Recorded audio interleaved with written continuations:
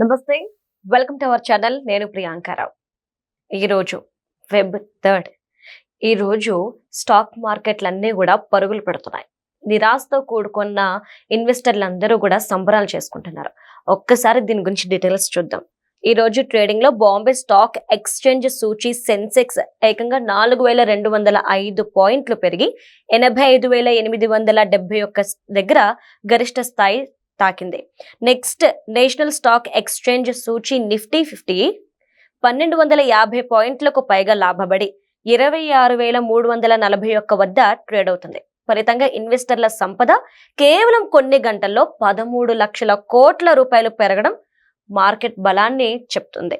అంటే అసలు దీని వెనుకున్న కారణం ఏంటి అంటే గనక ఈ భారీ పెరుగుదలకు అంటే ప్రధాన కారణం అమెరికా అధ్యక్షుడు డొనాల్డ్ ట్రంప్ ప్రకటించిన వాణిజ్య ఒప్పందం అని చెప్పేసి చాలా మంది అంటున్నారు.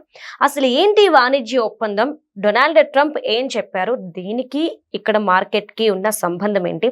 అండ్ ఇందులో మోడీ పాత్ర ఏంటి అనేది కూడా తెలుసుకుందాం.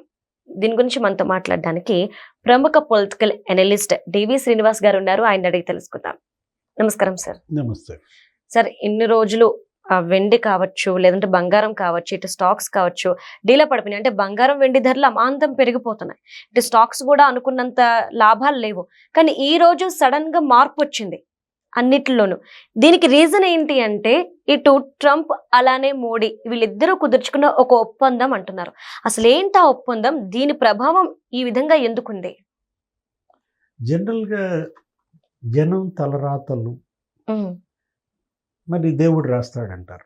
నిజమే సార్. తలరాత నా తలరాత అనుకుంటారు. అవును. అదే మరి భగవంతుడు నుదిటి రాత ఆ, అంటే ఆయన దేవుడు. మరి అంటే ఇప్పుడు వీళ్ళు దైవాంశ సంభూతుల ఈ పాలకులు, వీళ్ళు ఇవాళ జనం తలరాతలు వీళ్ళు రాస్తున్నారా, మారుస్తున్నారా?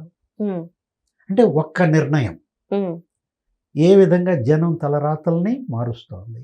ఉమ్, అసలు కుదేలు చేస్తున్నాయి, మార్కెట్ని కుదేలు చేస్తున్నాయి, అసలు బతుకుల్ని చల్లా చెదురు చేస్తున్నాయి. చేస్తున్నాయి. ఎవరిచ్చారు వీళ్ళకి ఆ అధికారం? మీరు పాలకులుగా, ఇప్పుడు రాజరికం కాదు ఇది. ఇదేంటిది? ప్రజాస్వామ్యం. దేశంలోనే ప్రపంచంలోనే అతిపెద్ద ప్రజాస్వామ్య దేశాలు ఈ రెండు. ఉమ్, ఏది అమెరికా లేకపోతే భారత్. ఇప్పుడు బ్రిటిష్ నుంచి వచ్చినవే కదా. మనం అసలు ఆ రెండు రాజ్యాంగాలని కలిపి మనం రాసుకున్నాం.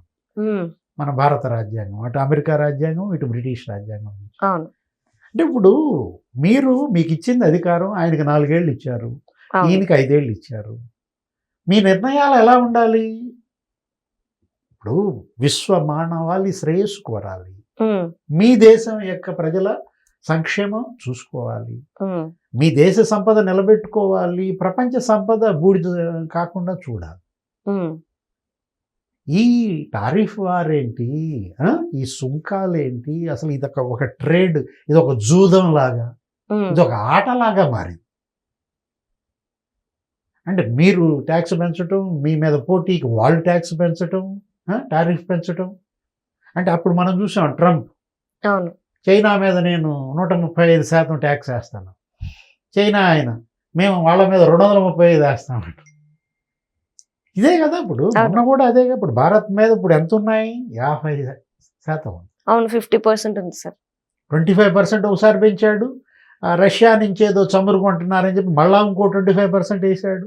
అవును, ఇప్పుడు ఏం చేశాడు? ఈరోజు మోడీ నా గొప్ప స్నేహితుడు, 18%కి తగ్గిస్తున్నాను, మాకు వాణిజ్య ఒప్పందం కుదిరింది ఉమ్, అని ఆయన మాట్లాడతాడు. అవును. ఈయనేమో మరి ఈయన ఒక ట్వీట్ పెట్టారా ఎక్స్లో, ఏమని? Thanks, thank you.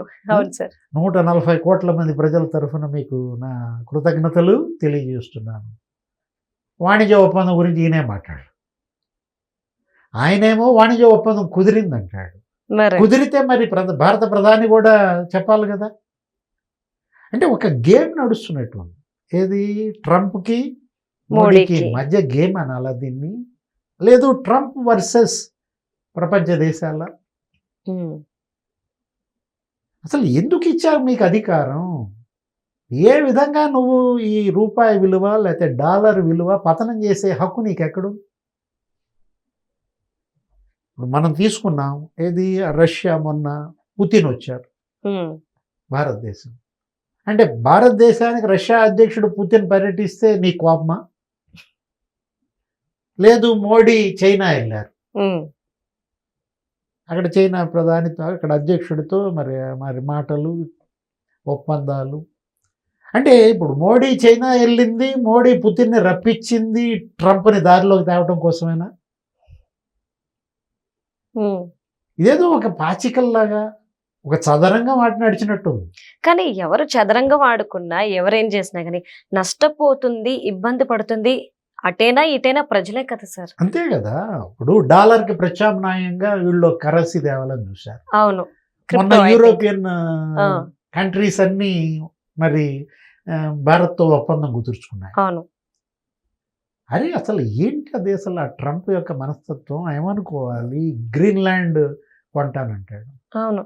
లేకపోతే ఏంటది అసలు కెనడా మాది మా 51వ రాష్ట్రం అంటాడు.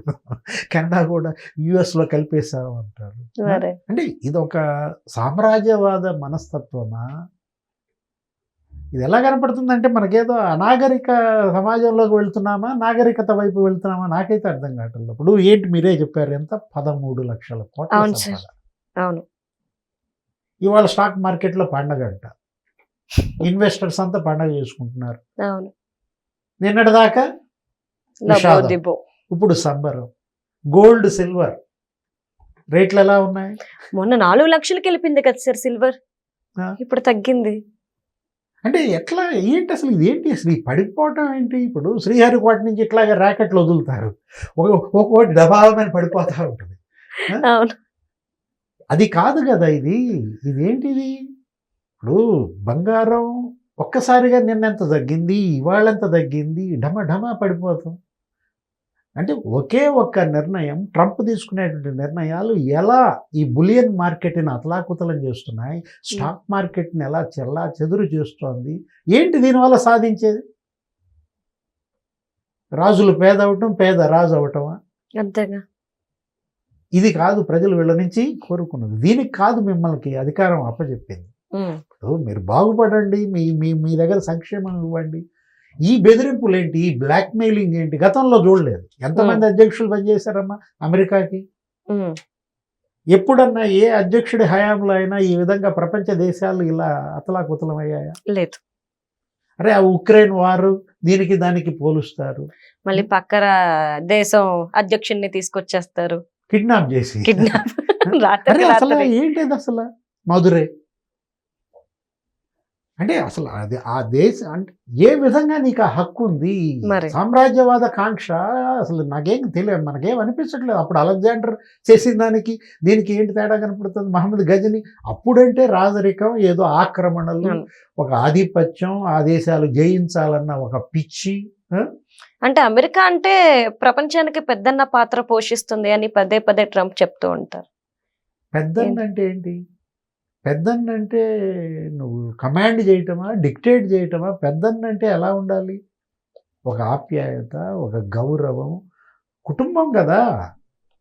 ఇప్పుడు మొత్తం ఇదంతా కూడా ఒక వసుధైక కుటుంబం కుటుంబం. అంటాం. ఇప్పుడు మొత్తం ప్రపంచం అంతా అసలు ఏది ఆ భావన ఎక్కడుంది?